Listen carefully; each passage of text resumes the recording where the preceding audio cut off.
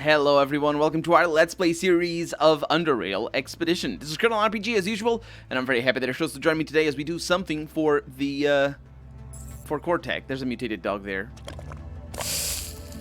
That is bad. I don't like that, because mutated dogs put out a lot of goo, and the goo hurts, and also then I can't go over. Oh, okay. I resisted that. That was fear. I wasn't gonna get afraid of these. What do you think, game?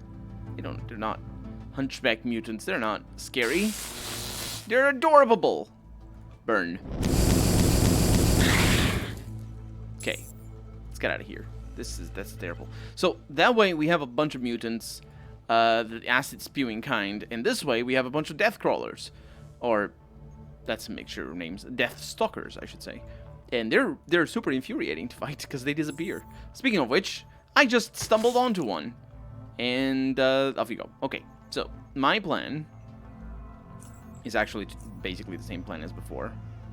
I put that thing over there. And I fall back a little bit. Let's do this. Make sure it... Oh! I detected you just then, didn't I? You're not alone. Or rather, you are alone. That's the opposite of what I'm trying to say. Okay. Oh, there's more. Otherwise, the combat would have ended. Okay.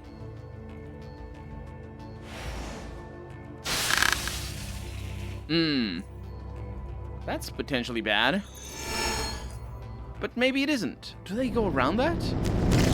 No, they probably come from here. Yeah, we did it. They probably come from there and just go around. I really don't think I need the Death Stalkers for anything. We're regenerating, so that's not a big deal here. The acid is really the biggest problem. Lockpicking 100. Let's see if we can avoid... see if we can avoid opening that, because it's very possible that we can. There's a door. No, that's not a door. Is that a door? No, that is an exit. Well, I never bring my tools, do I? I'm very good at this. So these things are just... Oh, that still has damage. Yeah, these things stay on the floor forever. Acid, just things that we have had already. No oddities. And that's another lockpick 100. Okay, let's save the game here. Continue pushing. Because I'm thinking that one might be open. Well, it's a little bit easier. Unfortunately, it isn't. It isn't open. Okay, well, let's use it anyway. Because why not? I don't know why. Oh, no, I know why I'm opening it. There's things in there. There could be Death Stalkers as well. Hopefully not. Acid. Yeah. Ooh, universal. What is that? Oh, it's very low quality. A cybernetic module. Unique oddity. Some sort of cybernetic enhancements, but you have no idea how you'd implant them. For 3 experience points. That is actually tremendously good. This shield capacitor is also pretty decent. I'll take it. I think I have better, but I'll take it nonetheless. Energy pistol frame. That one doesn't have quality, because it's not that kind of thing. A motion tracking lens, that's also pretty amazing. Not for us, because we don't use the things that you make out of them. Digital timer, biocorp things.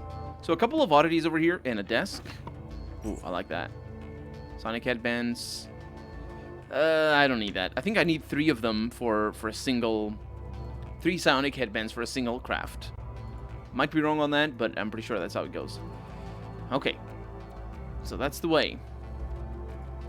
That's the way we need to go. And we're gonna... Oh no, that thing is spreading. Do you notice? Okay, so one thing I'm gonna do is I'm gonna see if there's anything in here. Because I don't need to take damage for that.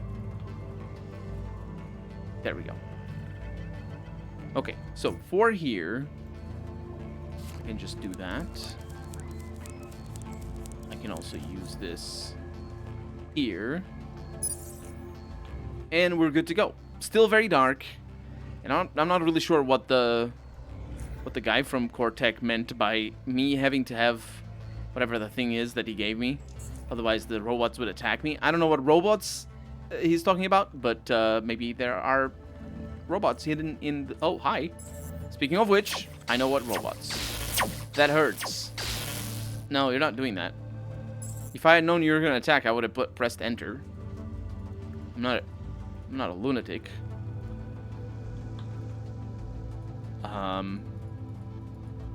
Although, I'm not sure why it hasn't showed up yet. Oh, that's when I press I, apparently. Okay, so you're a bit of a problem. How can we prevent you from being a bit of a problem? Like that. That's how you prevent. So you're short-circuited. You have friends. Some of these can be really dangerous, I would guess. Okay.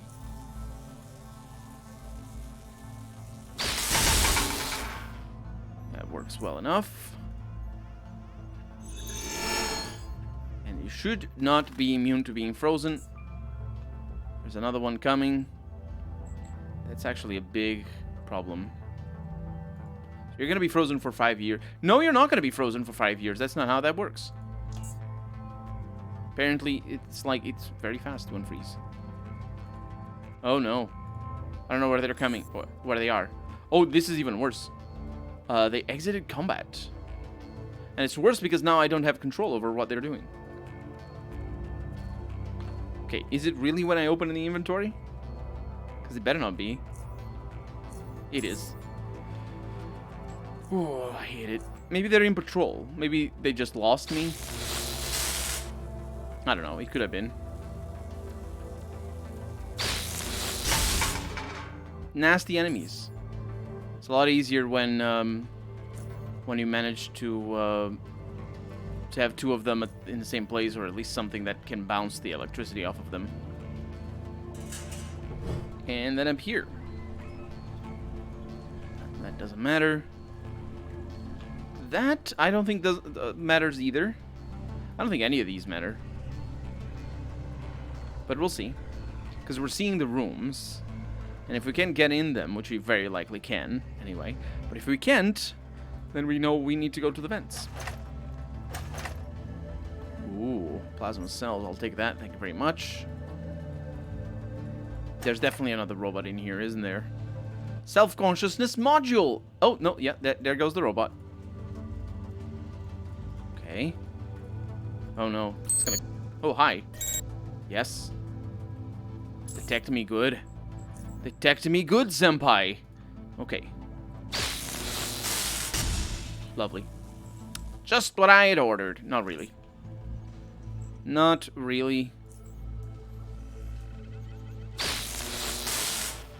Okay. I'm waiting for more. If more show up. And I'm out of combat. Okay.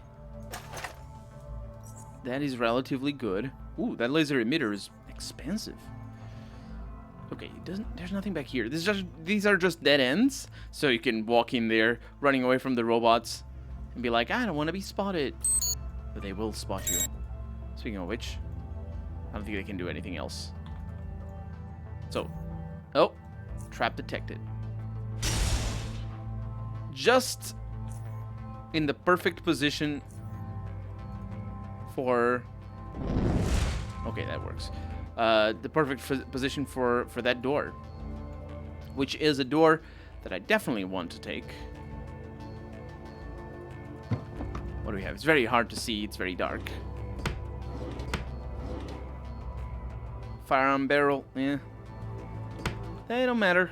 That stuff doesn't matter. There's, of course, the central room. There's a power box. Maybe I can put the lights on.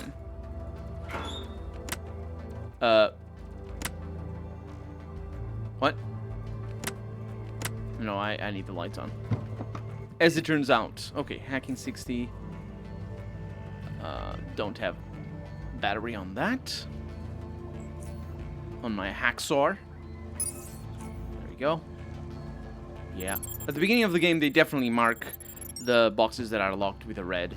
But then they forget. They forget about it. That's a shame, because it was actually pretty handy.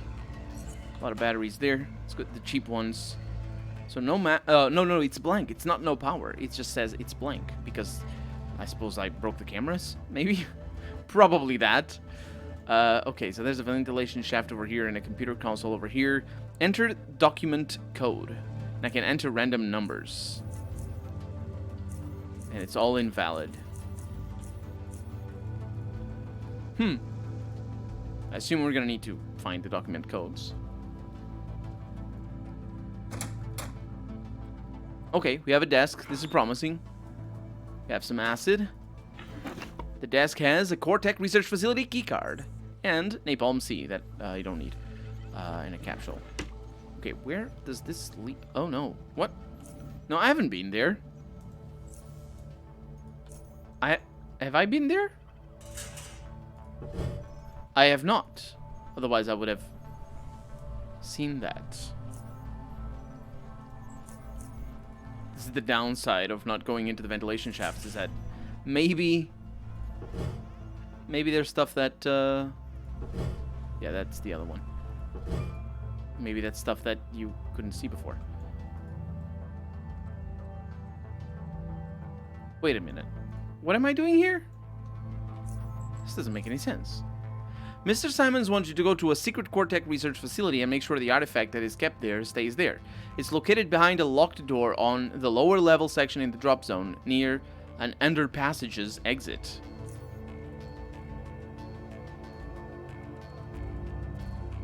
I don't know what to say. I don't think this is it.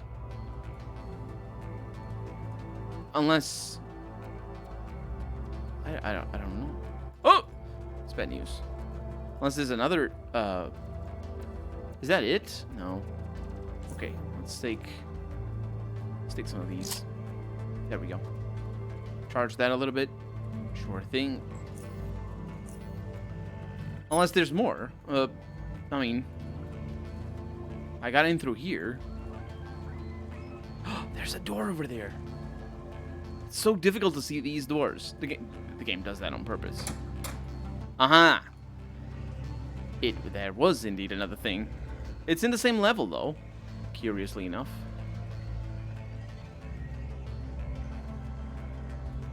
Oh no. I should have known. Look at all the stuff that I missed. Oh, yeah, it keeps going. Ooh, I like this.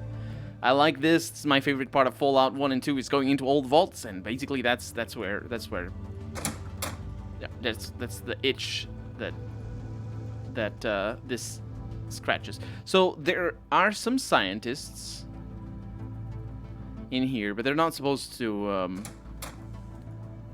we're not supposed to interfere with them. There's no like animosity here or anything. I will steal all their steak, all of their desserts, all their sweets, but no, there's nothing interesting there.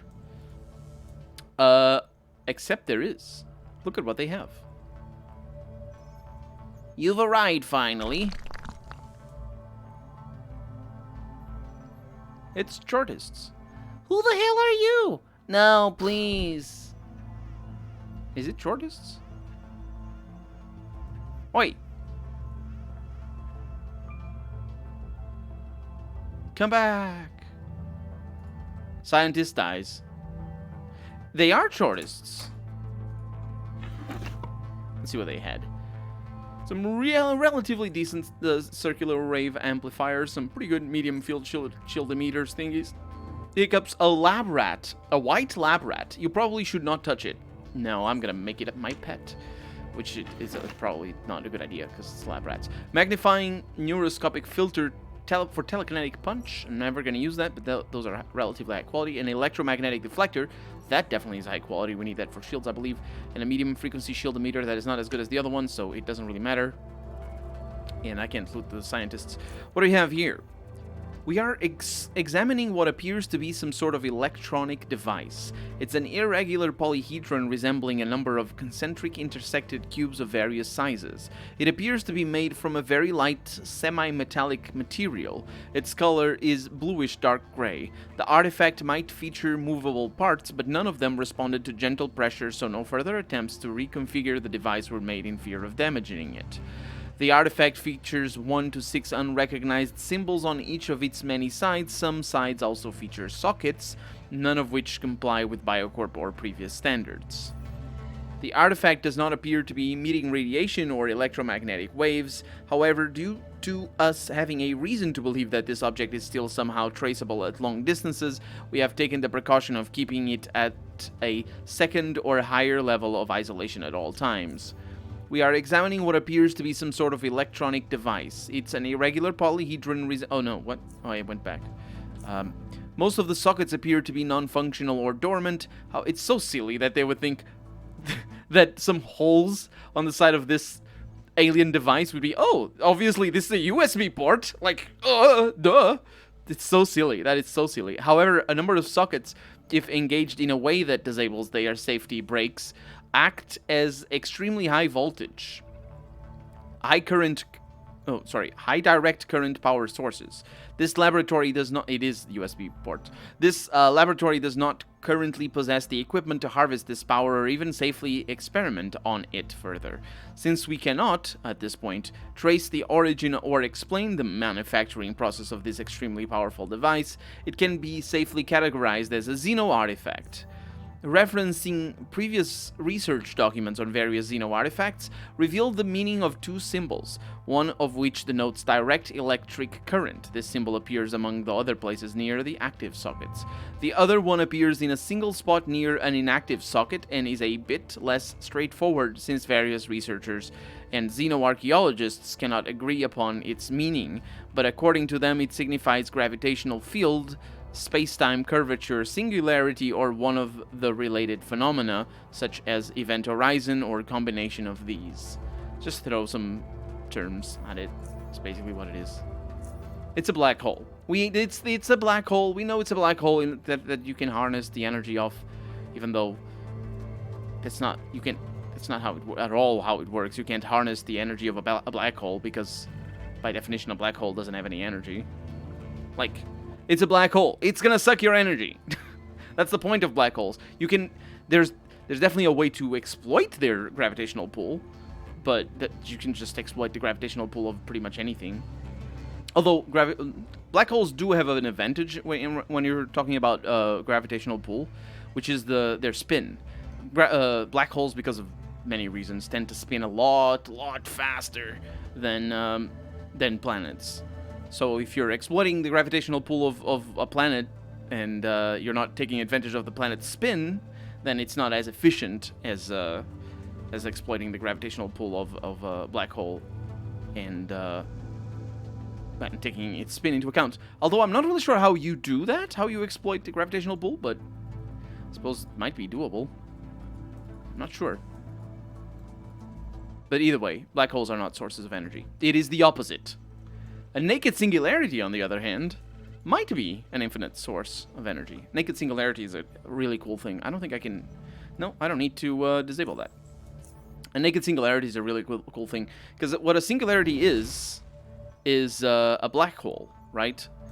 A black hole is called a singularity because it's infinitely... It's basically... It's the infinity sort of situation. It's not really infinite, but it's complicated. It's got infinite pool. It's got infinite mass, effectively. It doesn't have infinite mass. It doesn't have mass at all because it doesn't have time. So you can't calculate the mass. Although, wait, E equals mc. Yeah, mass is related to time, so yeah, you wouldn't be able to calculate the mass. Although you can calculate the mass of a black hole, and you can talk in those terms. And these shortists really don't like me. That's bad for them. Oh no, there's multiple of them. Either way, what I was gonna say is, I can do this to all of them. This is fantastic. Let's pull back. Let's do this. No, actually, before I do that, let's do this. Let's kill you here. And then we move this way. And put that over there. And we move further this way. Oh, no. I resisted it, though. Ooh. Ow. There we go. So, what happens with a naked singularity, it's called that because it's basically a black hole that is naked. And you can see into the black hole. The processes for that have to do with the spin of the black hole. Because there's something that happens. I'm just trying to see if there's anything interesting in here.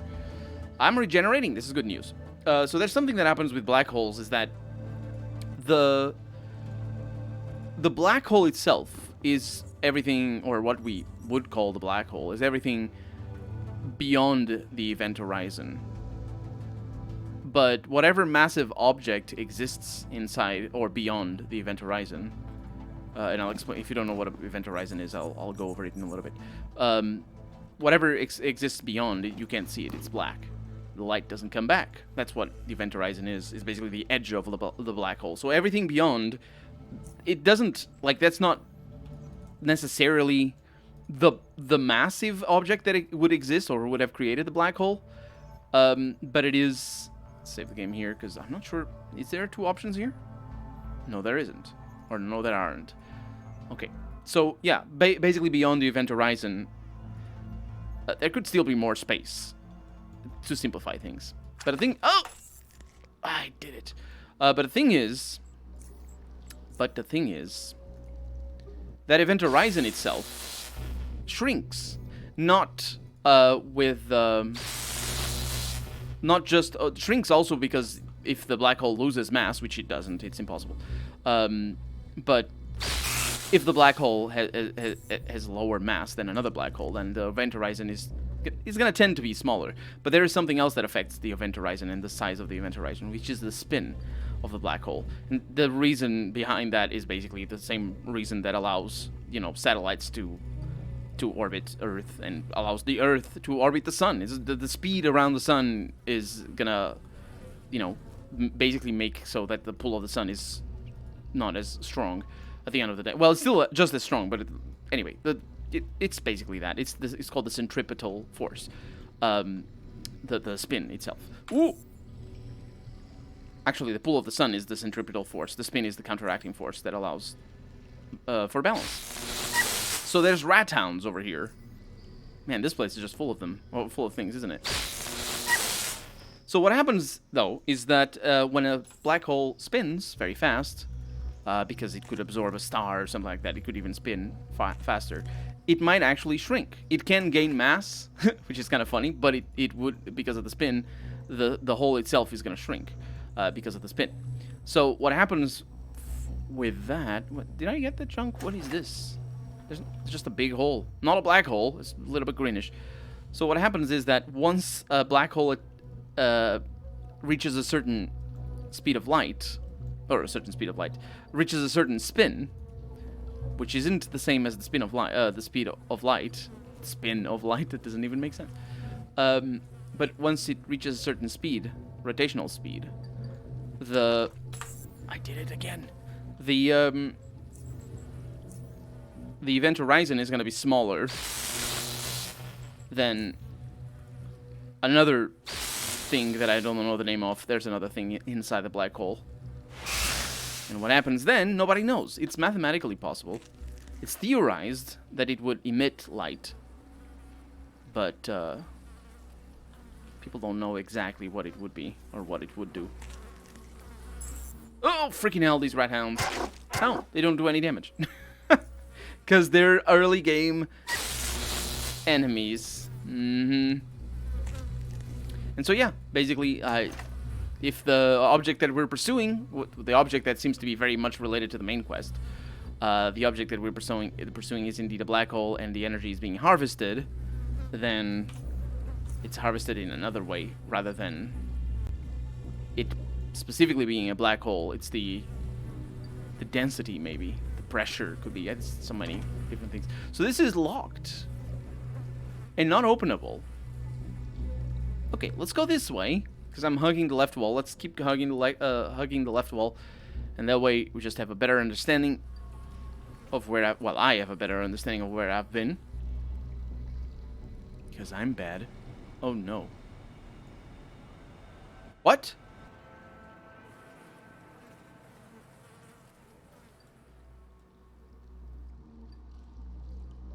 Did I not even notice that I had been here?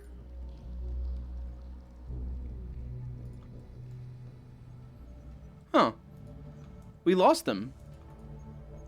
They left somebody behind, which is a little bit weird. But we lost the shortists. They ran away. The time for our episode has also run away. So for right now, I'm Colonel RPG, and this has been Underrail Expedition. I really hope you've enjoyed it, and if you did, go ahead and leave a comment. Like the video if you want to see the next episode come out sooner rather than later. But above all, thank you so much for watching, and I hope I'll see you next episode. Bye-bye.